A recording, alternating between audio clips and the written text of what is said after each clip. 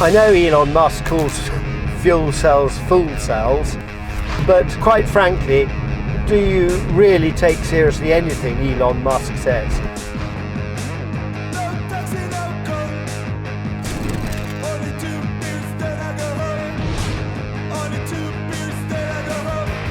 I think he is on the verge of losing the plot all the time. Unlike Elon with hydrogen, we're not anti-battery cars. This is Hugo Spowers. He's the founder of Riversimple, an automotive company that aims to be the world's first truly sustainable car company. Their cars use hydrogen fuel cells instead of batteries.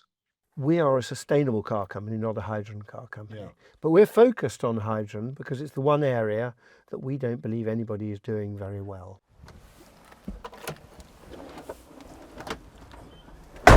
We need to see an absolute step change in the way in which we design and build and deliver cars. It's an electric car still, so it's got electric motors, and instead of having a big battery, it's got what's called a hydrogen fuel cell, which transforms the hydrogen into electricity. And we have a pack of supercapacitors that provide power to accelerate and get the energy back when you brake. If you sell cars, you make more money by selling more cars. So you're rewarded. You make more profit. And the more resources we consume, the more money we make. And I don't see how we can ever have a sustainable industrial society based on rewarding industry for the opposite of what we're trying to achieve. So I think that's a fundamental barrier to ever having a sustainable industrial system. Riversimple will offer consumers a recurring subscription to use their hydrogen cars, which includes their insurance and their fuel. So we will never sell a car. We will only ever sell a service contract. The product, in this case a car, stays on the same balance sheet from when you design it right through to end of life. The cars are made from composite materials or carbon fibre to reduce the number of critical materials that they require. This is the car itself. It's super light, it's only 650 kilos, and the electric motors are literally in the wheel. So it's literally, the wheel is the motor. So this big drum you're seeing there is the electric motor. We've got one in each wheel, so it's four-wheel drive effectively. And then we've got a pack of supercaps at the front of the car in a subframe, and then the hydrogen fuel cell at the back. So all the fuel cell stuff, hydrogen stuff is in the rear. I know Elon Musk calls fuel cells fool cells, but quite frankly, do you really take seriously anything Elon Musk says? I think he is on the verge of losing the plot all the time. I had a former director of a global OEM telling me early this year that there isn't a single chief executive of a car manufacturing company in the world that believes that batteries are the answer. The reason we have got batteries as the go-to solution for the industry is that the industry is not yet ready to make hydrogen cars, and now they're all scrabbling to build hydrogen cars, but they're not yet ready to come to market. I believe that every car company in the world now has a hydrogen car program, including the ones that deny it. One of the key reasons why we need hydrogen vehicles is weight.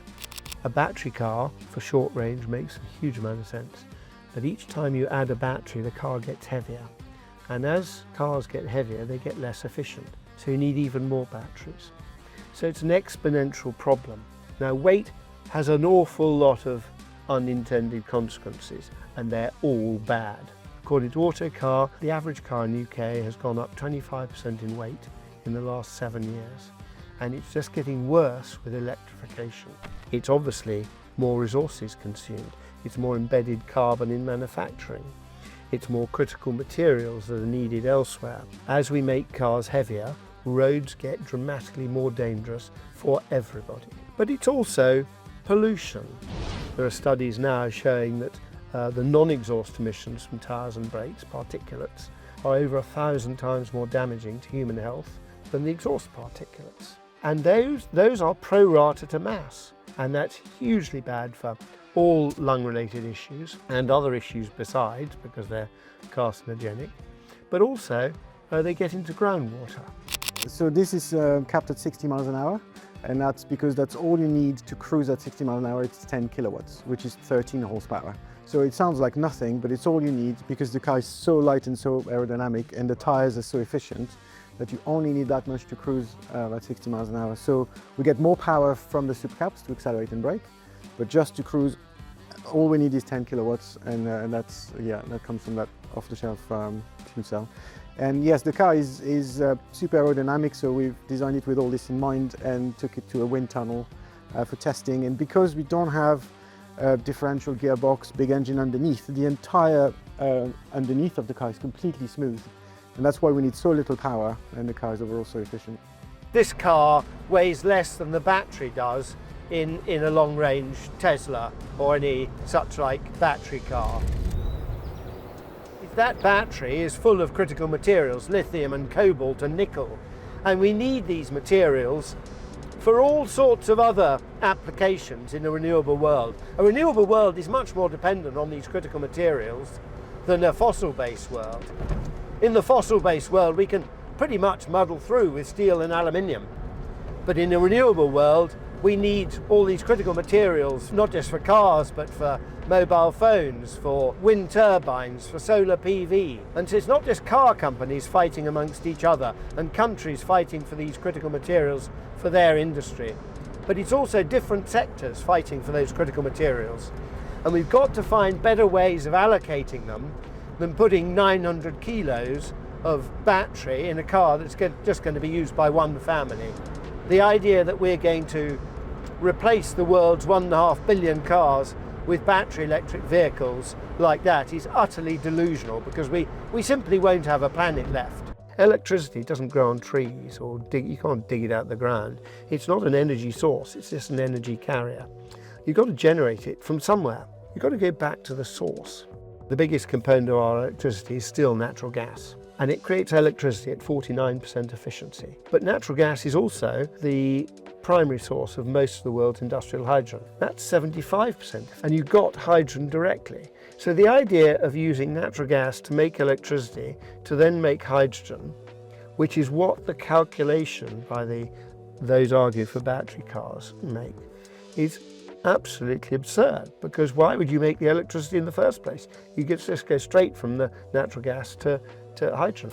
We need to find ways of incrementally decarbonising our hydrogen, just like we're decarbonising our electricity grid. There's a lot more to sustainability than just carbon alone, and we're putting that focus on sort of low resource consumption and biodiversity, finding solutions that are bringing the consumer along with us. The vision will be to be producing around 5,000 vehicles a year from each of our facilities, with our own sort of proprietary processes for recyclable composites and human scale production. So we're going to be using the latest advanced manufacturing technologies, but at a human scale. Quite key in the whole plan is that we've also got a disassembly line alongside the main production line, so that at the end of life, we can break those cars down and reuse the materials again for our next generation vehicles. So sort of an engineer working on this, it's quite an exciting project. If Riversimple want to enable nationwide adoption of hydrogen cars, then the obvious question is, where would people actually buy their hydrogen from? We believe that the solution for hydrogen infrastructure is an awful lot easier and cheaper at scale than battery charging, but the critical thing is, how do you kick it off in the first place? And if you do a big executive limo like the Toyota Mirai, you arguably need about 100 filling stations in the UK to create a market, and that is a huge speculative gamble. Whereas if you focus on local vehicles, and in the UK there's over 3 million cars that operate in a 25-mile radius. If you focus on local duty cycle vehicles like that, the critical scale of infrastructure comes down from 100 filling stations to just one. Now, it's a small market for sure, but we often use Oxford as an example, where a ring road goes around 200,000 people, and if a forecourt on the Oxford ring road were to put a hydrogen pump on, and we put 100 cars into that market, they've got 100 captive customers from day one. So that very quickly breaks even. then working with the local authorities on their pool cars, on local buses, on bin lorries. It all increases demand and strengthens the business case for the infrastructure provider. And once you do that, you can duplicate it in different cities across the country, building the skeleton of a nationwide network without ever taking a nationwide gamble. Riversimple has an unusual governance model. There are only 6 voting shares, held by 6 companies limited by guarantee. They represent the interests of the investors, the environment, the staff, the customers, the supply chain, and the community. This means that their fiduciary duty is not purely to maximise returns to shareholders, but to balance the interests of each of these groups. We actually think of design at 3 levels of design. There's design of the product, what we conventional design of the system, business models and strategies for coming to market, but also design at the level of purpose, if you like. For us, that's sustainability and it's corporate governance. But the governance model hugely influences the way in which the company will behave and the outcomes of what the company delivers and its impact on the wider world. And it makes me realise just how powerful Einstein's quote is that you can't solve a problem from the same consciousness that created it. Riversimple believe that the automotive industry's current model is no longer fit for purpose. They're offering something entirely different. From the business model to the governance structure, this is a new type of car company. We'll have to wait and see whether they can carry it off.